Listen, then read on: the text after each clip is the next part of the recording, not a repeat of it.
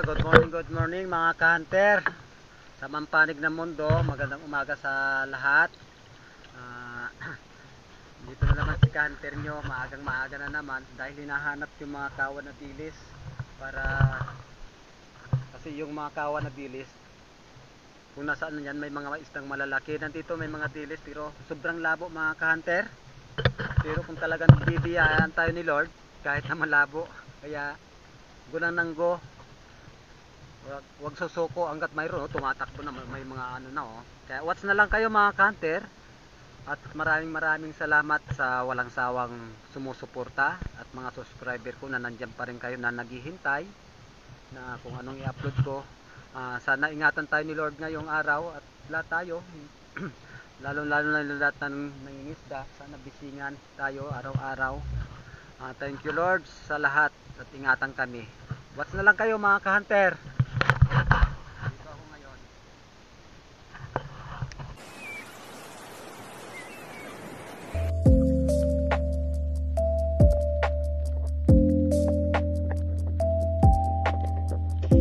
Oh, nakawala ko. Yan. Ang Peace Hunter ng Sambales, Kaaldoy, the Peace Hunter.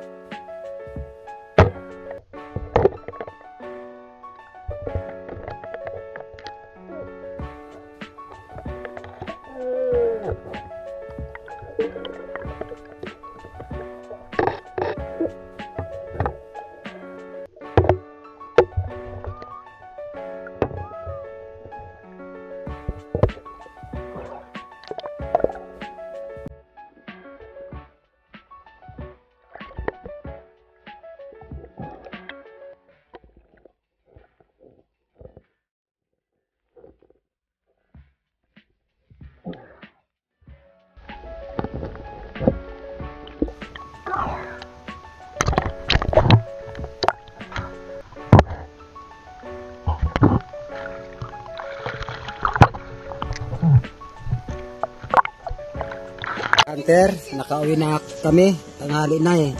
Yung huli namin mga kanter, halos mapuno namin yung box. So,